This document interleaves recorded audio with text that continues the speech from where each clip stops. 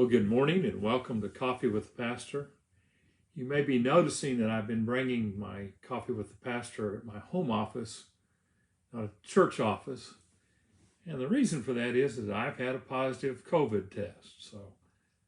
So far, my symptoms have been mild, and so I feel up to going ahead and bringing these devotionals to you every day, little teachings from the Bible.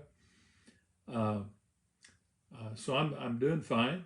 I just have to be isolated, and so I'm isolated at home, praying Ann doesn't get it, and but so far she doesn't have symptoms, and mine are fairly mild, so everything's good. Well, today we're going to look at Genesis 27, which contains the story of Isaac wanting to bless Esau, but Rebekah urging Jacob to steal the blessing. The idea of blessing is very important in the Bible. And if you'll remember when we went over Abraham and God blessed him and he was to be a blessing, that was new, because religion up until that time had always dealt with curse, that gods were cursing them and you had to appease the gods to keep them from cursing them, or that how you dealt with somebody else as you wanted a God to curse your enemies. God is more about blessing than he is about cursing, but God has promised a blessing to Abraham and his descendants. And he's promised the promised land of Canaan to the descendants. And he has promised the ultimate promise that's going to come through Abraham's line, as we'll see. Paul basically will say it's Jesus, the Messiah, comes through this line. The most significant thing that happens through this line. But Isaac is getting old, and it's time to do a blessing. The writer does something, Walter Brueggemann, one of my favorite Bible scholars, points this out in his commentary, but he kind of does, the writer of the Torah loves alliteration. And Barakah is blessing in the Hebrew. Now, if you remember in chapter 25, there's a big deal about the birthright, because Esau sold Jacob his birthright for a bowl of soup, if you remember. And that's Bekorah. Sounds a lot alike. Bekorah and Barakah. And I think that there has to be some significance made to the birthright versus blessing. My understanding is there might have been a little difference as far as the interpretation of the blessing versus the birthright. But Esau despised his birthright, and so did I. The birthright would have been that since he was the first son, he would have gotten twice as much as the other son. Well, he sold that, and he switched it,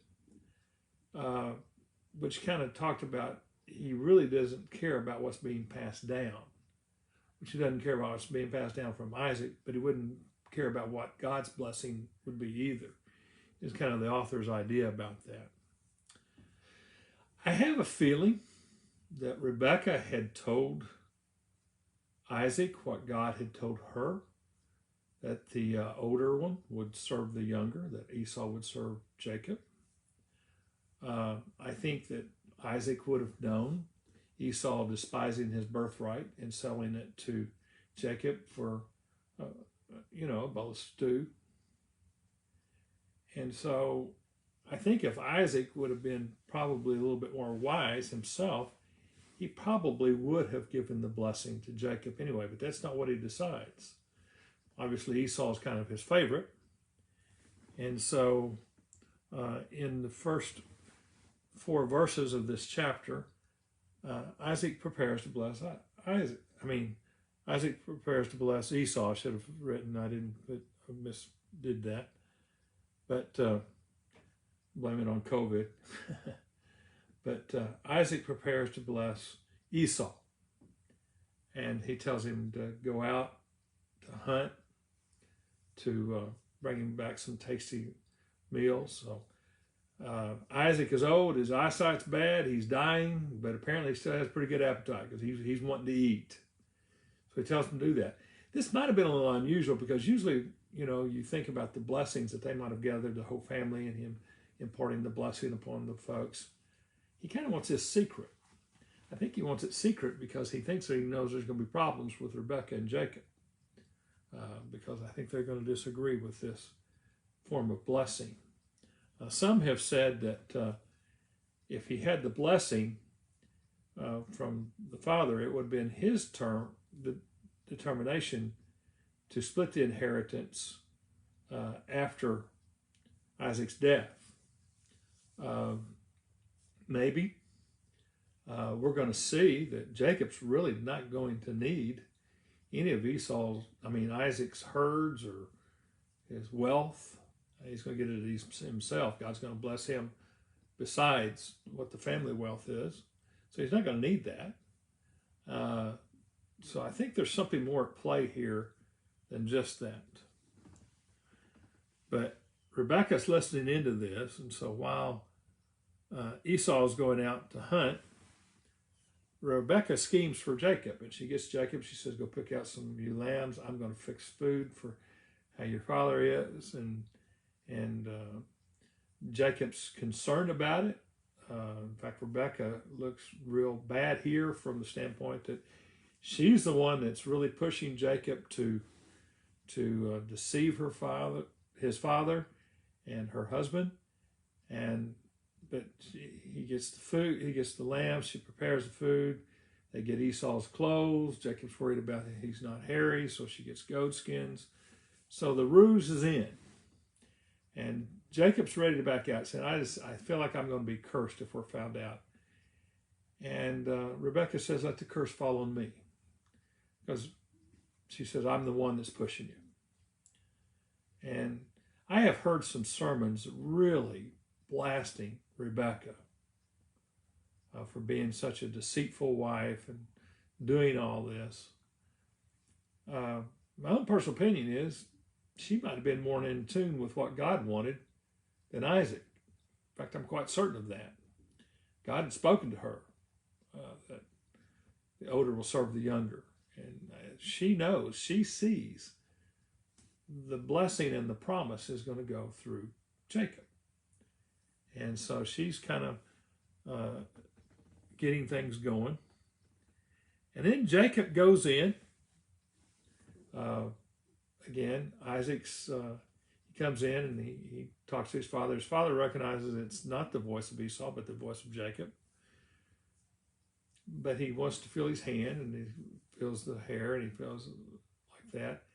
He gets a whiff of the clothes, and it smells like Esau, and so he eats. Again, he's very concerned with his eating, and probably a good Baptist, I don't know.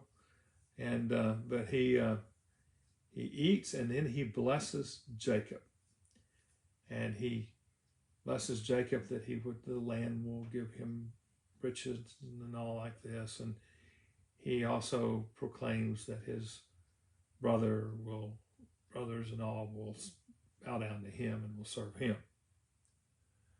Well, he gets finished, and no sooner does he get finished as here comes Esau in with his food. And the old man Isaac panics. He realizes he's blessed the wrong one. And Isaac comes in and he's grieving because he wants this blessing. He wants the blessing from his father.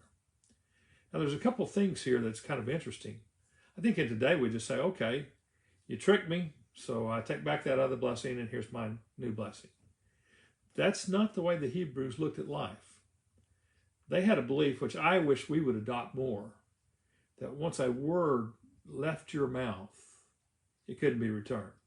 So once you'd given the blessing to Jacob, he couldn't return it, even though it had been deceived. And so he tells his son, sorry, I have given the blessing I intended for you, that I wanted to give to you, I've given to Jacob. But Esau says something kind of interesting there too.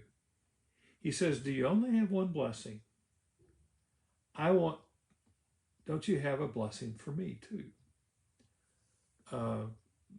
That's rich. It really is. And he does bless Esau.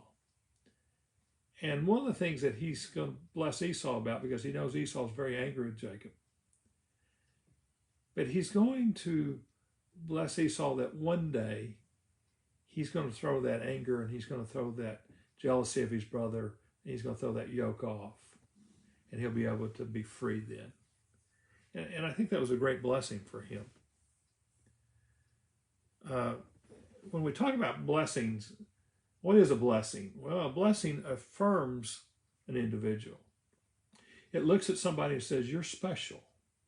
You created special, and you're special to me. And the thing that I find interesting is that everybody wants to go through life with a blessing. I know people who all their lives, they did not feel blessed as children. They did not feel like their parents really liked them, really accepted them, really were proud of them. And they have lived their whole lives trying to prove their worth to the parents, even after their parents die. That seems silly, but it's true. People need to be affirmed. They need to be affirmed as a person. And the other thing that happens is that blessings predict a bright future. They see somebody saying, you know, you contain a lot of special qualities, and I see great things for you in the future. Every child needs somebody to bless them. I hope that every one of you have had somebody in your life to bless you. In fact, it usually takes several people to bless to really do well. And I think, unfortunately, we're seeing a generation come up that really didn't receive much of a blessing. I think it's important. I think that's one of the important parts of being grandparents, is we're to bless our grandchildren. We're to be a blessing to them and to bless them and tell them how special they are and treat them that way. And, you know, I know in my own life, my parents, I think, did a lot of great things for me, but my grandfather probably was the source of the greatest blessing I have. I had my parents bless me. I had teachers bless me. I had coaches bless me. Had pastors bless me. Youth ministers bless me. It's important to have people in your life who are blessing you. And you want to stay away from the people who curse you. Now, the thing about blessing is that it's somebody who tells you the truth. They're not going to make stuff up, but they'll tell you the truth, and they'll affirm you, the good things about you, and they'll see great things for you in the future. And our job as Christians, according to, or as believers, according to the call of Abraham, he says, I'm going to bless you, and I want you to be a blessing. Part of our calling is to try and bless others. It's a huge calling. It's a calling to try and see something good in everyone, which we believe that everybody's created in the image of God. If that's true, we see something good in them, and that we see a bright future for them. And of course, that's a good way to get people to follow God. Well, I hope that you feel blessed today, and I hope you tune in tomorrow morning, and I hope that my symptoms stay mild so that I can be back. And so until tomorrow, you have a blessed day.